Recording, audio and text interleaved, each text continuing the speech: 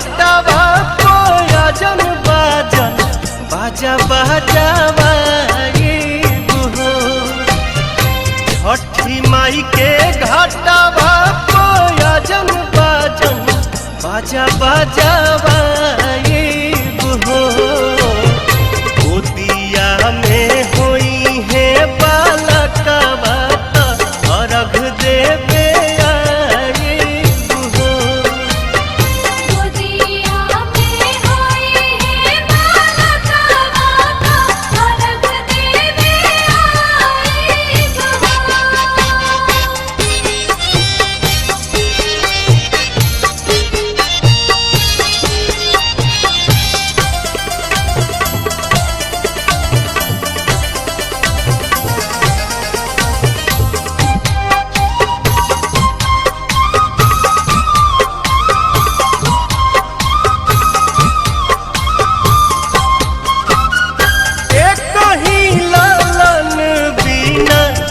छने मनवा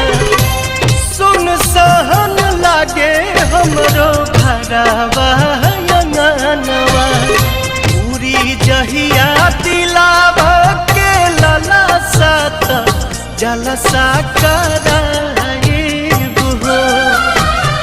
पूरी जहिया दिलावा के लला सात जलसा कराए गोदिया में होई है बालकवा खुशी भरावाई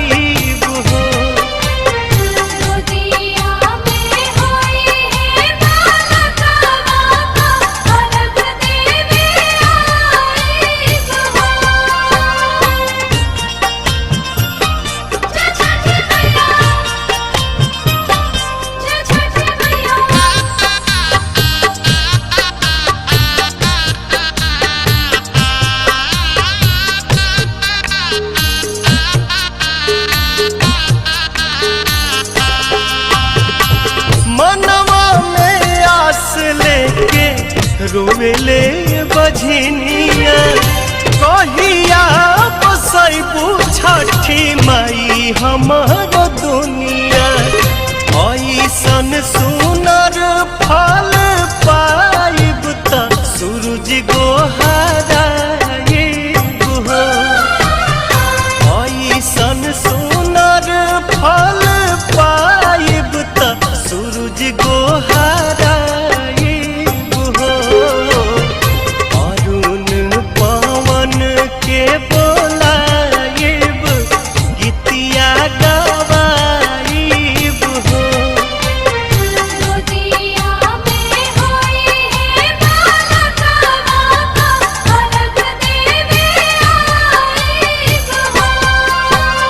छठी माई के घाटावा कोयजन बाजन बाजा बाजावा छठी माई के घाटावा कोयजन बाजन बाजा बाजा